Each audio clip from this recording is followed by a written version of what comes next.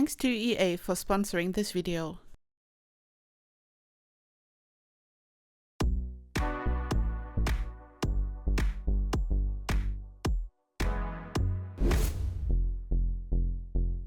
Hey lovelies, it's Kate. Welcome back to another Sims 4 speed build. I'm so excited to show you this mansion because this build is all about luxury and the color pink. You know how much I love the color pink. I've created some Barbie builds in the past, and this build is supposed to be a beautiful, luxurious mansion, and there is a lot of pink going on. I mean, not really a lot, because there are just some pink details, some nice flowers, some vines. Then on the interior, there will also be some soft pink details, but it's not like too on the nose. I didn't go overboard here, so even if you are not the biggest fan of the color pink, you might be into this build. It's like a really tasteful combination of different colors, and it's like super luxurious, and I'm just so excited to show you how I built this. So the build itself is like very over the top. I've used multiple levels, you know how much I love to do that. So I'm going to build a pool, and I'm then going to build a basement right in front of the pool, and I'm going to remove the ceiling, and this way I have like a multi-level thing going on. And here you can already see how I'm working on the pool. And I wanted to use the round pool pieces because ever since we got this update, I've been so obsessed with round pools. I love round shapes in this game, but I'm going to make some changes to this because when I was like working on the basement area, nothing looked right. So I had to make some changes, and a part of the pool is going to be square because I didn't like the way it looked. And you can here see I'm working on the path right in front of the pool, and this was kind of like a whole situation. I had no idea what to do at first. I wanted to have everything on one level, like also the circular part in the center, and I eventually ended up not doing that. I simply decided to lower the circle, and this is functional. Your Sims can't reverse, so it works, and I think it looks super interesting. The circular part is just a platform. It doesn't really matter if you are placing a platform or a floor piece. You can simply like click on the little arrow to increase the platform height, and you can also lower the platform height. So here in this case, I lowered the platform into the ground, so it sits one step lower than the rest of the floor, which looks super cool.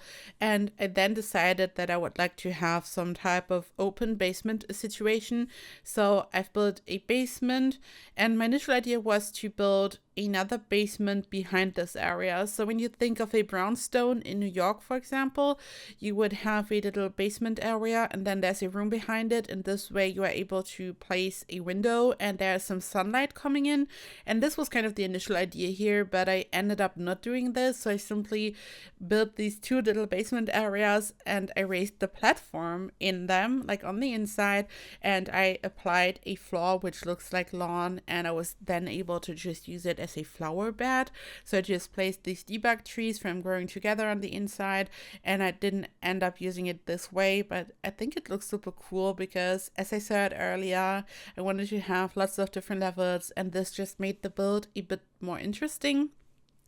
I also used a lot of debug items from Life and Death here, for example, the fences and just different objects to make it look really awesome. And here at this point, I'm starting to make the build a bit bigger, and I was trying different things. At first, I wanted to have this round section right next to the pool, so I wanted this area to be separated. So this kind of gazebo thingy on the left side is supposed to be like an area for having dinner on the outside, having a barbecue, whatever. And I wanted this to be like one big area, including the round foundation piece. And I'm going to change this. Like, I wasn't really sure what I was doing here, and there were like multiple points within the building process where I like really wanted to discard the build. I really wasn't sure if I wanted to keep going, but I made so many changes that I eventually ended up liking the build, and it was so much fun working on this. And here I just built the basement and removed the ceiling to have a walkout basement essentially. The cool thing is when you are doing this, you can apply windows to a pool, which looks super interesting.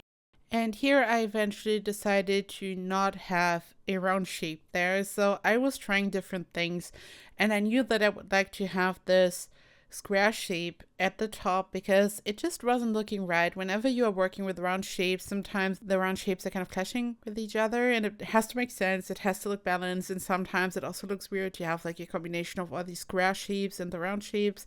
And here, for whatever reason, this pool just kind of rubbed me the wrong way, and I wanted to incorporate more round shapes, so it's like not this random round pool sitting somewhere, which of course also like totally makes sense because pools come in round shapes a lot of the times and you just have them sitting in the garden, so it makes sense. But I don't know, I was like so confused what to do with the pool and the area around it, so I just decided to have this square shape, and I placed these gigantic stairs over there, which I'm going to remove because I just wasn't really sure what to do with this area, and this area will be so beautiful eventually, I think, because of all the pink flowers. And I know here you don't see anything pink yet. It's all going to be added soon. And I'm also going to add another whole building on the left side. So on the left side, I'm going to have another building, which is going to have a proper walkout area, because here, this is not really a walkout basement yet, because we only have the pool and I removed the ceiling. So this is just a pool area. You walk down and you do whatever down there. But I'm going to turn this into a proper walkout basement by adding another building. And here I'm using some debug items from Life and Death. This round fence, for example, these pillars, just different items to make it look beautiful. And I've used so many of these base game hedges everywhere just to like decorate it. And I thought, okay, here at this point, it's starting to make sense. And I just try to like change the fall color a bit, adding more hedges. And the biggest challenge for me when I'm working on a build like this are the roofs. Like, honestly, there are like so many different roof shapes. There's so much you can do. And I think roofing in general is okay. Like, I enjoy it. But the hardest thing is to like make a decision. Do you want to have like a gabled roof? Do you want to have a flat roof? What's going on? And I think it changes the look of a mansion so drastically, of course, that this is like a super hard choice. And also the roof pattern. And I'm going to have some fun with the roof here, as you will see, or you already saw in the beginning. I'm going to use some of the glass roofs from Life and Death, which turns this into like a really dreamy build, in my opinion. And I think that the glass roof looks so stunning, like the new roof swatch from Life and Death. And I also really enjoy the glass roof from the Greenhouse Haven kit, which is something that I really like to use when I want to go into a more modern direction. But I really love how rustic and beautiful and, I don't know, kind of Victorian the glass roof looks. I know that like the main direction is not Victorian at all, of course, but I think the glass roof could also work for a nice Victorian house. And this would also be so cool. I kind of feel like building a Victorian. Like, it's been so long since I did that, and maybe I should do this. I don't know, just feel so inspired thinking about that right now. And here I'm using some roof decorations. We got so many by now. Like, there are even some new ones in the new pack, but for whatever reason, I love the ones from Snowy Escape, probably because they are like so bold and you can really give like your roof a nice outline at the top. I don't know, not outline, but I don't know, just you have these bold lines and it's looking so cool. And then, yeah, I finally added the glass roof, which looks so beautiful. And finally, there is a little bit of pink, and these flowers are part of Life and Death, actually, ironically enough. Like, the whole pack is so gloomy and dark, but we got these hot pink flowers, and as soon as I like got my hands on the early access version looking at debug, I thought, oh my gosh, hot pink flowers. And my first thought immediately was Barbie. And I'm planning to build another Barbie house because I feel like that's kind of iconic at this point in this channel. I've created so many of them, but I like first wanted to create just a good old regular KateEmerald Del Sol Valley mansion. This was kind of the objective here, and I just wanted to sprinkle in a little bit of pink to make it interesting, and it's just so fun. Pink is such a fun color to me, and it just makes me happy. Really, it's such a happy color to me. And I think that a build like this, which looks like over the top, luxurious, but also kind of a bit boring in some ways, like there's not a lot of color going on, it just looks very stately, just like a typical luxurious mansion, but then you have these hot pink details coming in, and it's looking like so colorful and fun. I love this. At first, I also wanted to have a glass roof on the part of the build on the right side, which I'm working on here right now. But I like decided against it, and initially I wanted to turn it into some type of greenhouse because we got these amazing new windows in Life and Death and also the glass roof, so these kind of go together. But I decided to use the windows but not the glass roof, and this is going to be a beautiful living room. So I decided against like doing it this way. I was just having fun with this build. And here I'm working on the walkout basement situation I teased earlier. So this is the second building, and I wanted to have some beautiful stairs, and changing the shape of stairs is always like such a hassle for me. I try to place them somewhere, I try to rotate them, and it's always a bit confusing, especially when you're running out of space on your lot to do that. And yeah, I used a lot of the windows from Snowy Escape, and I'm also going to make some changes to this later. I'm going to swap out some of them for the Love Struck windows, which look so beautiful. You can combine them so beautifully. Like in Love Struck, we got some wider ones and some slim ones, and you can easily combine them and just place them right next to each other, which I love so much. But here initially I was using the Snowy Escape windows all over the build because they look so dreamy. I love them for like this dreamy type of look. I can totally recommend them. And here at this point I'm starting to change the windows, and I don't know, like something was kind of bothering me about the facade, and I figured out that it's probably the windows. Like I don't know, it was always like there was something wrong with the build, either the shape, the roof, or the windows, and I was making so many changes. Sometimes I can make a lot of changes to a build and I will end up liking it, but sometimes there's just no saving it. I make so many changes to a build, I try my best, but I just won't end up liking it, and then I just start over, and sometimes I start over multiple times. Let me know if you can relate, like how are you doing it? Do you start over a lot, or do you just stick to a build and you change it until you really like it? Just let me know what's going on. I think it's really fun to see how builders approach their builds. There are so many different ways to approach a build. Like for example, I never really finished the whole exterior and then start to decorate, but I work in sections. So I will work on a small section, I'm going to decorate it, and then I kind of have a vision. I kind of know the direction of the build, like the general style, some of the flaws and swatches, decoration, and then I can visualize in my head how I want it to look like. And if that goes wrong, like if I start with a patio, for example, or a small part of the facade and it's not looking cute, I'm probably not going to continue working on it. Like the first small section that I'm working on usually like sets the tone for the whole build for me, but I know that a lot of builders also like finish a whole shell and then they start to decorate. I don't know when or why I started to do it this way. I mean, I get why, because this is kind of how I visualized the build's direction, but I'm not sure if I've always built this way. I'm not even really sure, but it just kind of happened. And here I'm adding more pink. So after finding the beautiful pink flowers in debug from Life and Death, I also thought, okay, I'm just going to add some debug plants from the base game. So the lavender and these other like more pastel pink flowers are from the base game. And I'm so happy that I finally got to use these beautiful hot pink flowers. As I said, as soon as it was in early access, I was like, okay, this is the flower I have to use. It's so beautiful. And we got an identical one in the debug for growing together, but it's a beautiful pastel purple color, like really pastel.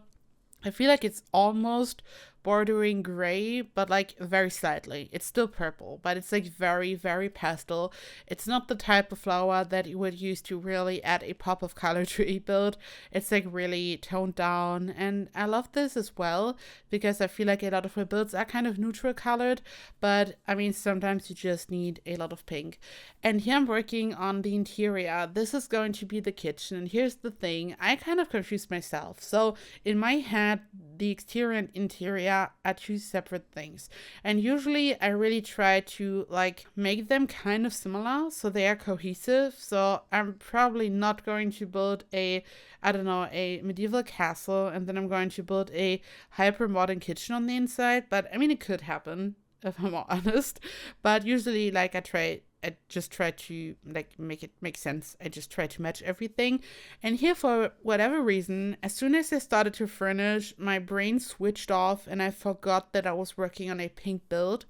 And you will see that this year at this point is like super neutral colored. And I'm also going to stumble upon the color red in Build By, and I'm like, okay, hey, red is looking so cool. And then I'm zooming out and I'm like, okay, what are you doing? You are working on a pink build. And then at some point I'm going to change the swatches and I'm going to incorporate more pink, but in a very toned down way. So I don't know if you've checked out the house of the Ether household in The Sims 4 Life and Death, and I actually built this house, and the Sims living in this house love the color pink, which is why I had also used lots of pink, but like in a very toned down beautiful way, like not hot pink, but like in a very stylish beautiful way. We also got these beautiful counters in Life and Death which have like a type of pastel pink color, and these objects are just perfect for a very tasteful, beautiful pink home. And this is exactly the swatch I'm going to use. So here at this point, I'm completely in red mode for whatever reason. I think whenever I'm working on a home which kind of reminds me of a castle, I think that red is such a beautiful match. I don't know, maybe because of all the wooden tones. But yeah, just remember what I was building and I changed it to pink, which is like so cute in my opinion. And I've used the new curtains from the pack as well, and it can be difficult to like place curtains in general. I always have a very hard time finding matching curtains for various window shapes, especially because I like to combine different windows, and I feel like there's always something going on with my windows, the way I place them, the way I combine them, and then I always have such a hard time figuring out which curtain to use. But here I've used all kinds of different curtains, if I'm being honest. Also for like the big window behind the dining table, I've used the big ones from Get Famous, initially in the red swatch, and I then changed the color and I made them white, and I then added another pink curtain in front of it. I think it's kind of difficult to really match the color pink to like another color. Like it totally clashes with the color red in my opinion, and also a lot of other colors. So I tried to like keep it neutral. Like the curtains are white or they have a pastel pink color, but it's like so difficult sometimes. Then for the bathroom, I decided to use this floor, which is from Get Famous. It comes in a beautiful pastel pink color, and you can see that it has a slightly different undertone compared to the items from Life and Death. Like the Life and Death items go like almost into like a salmon direction, but I still decided to combine these two colors because the floor from Get Famous was just too perfect to not do it. And I'm going to use the same color combination for all bathrooms except the ones in the like walkout basement building, which is going to be a gym. And this bathroom will be like really neutral colored, more like a public bathroom in a gym kind of. But all the other bathrooms, which are located like directly in this house, like in the living area next to the bedrooms and everything, these will all have this beautiful pink floor from Get Famous. And I didn't include the other like bathrooms in the speed build because they are almost identical, and I just think it's like so boring to have like one bathroom after another, so I only included the main one.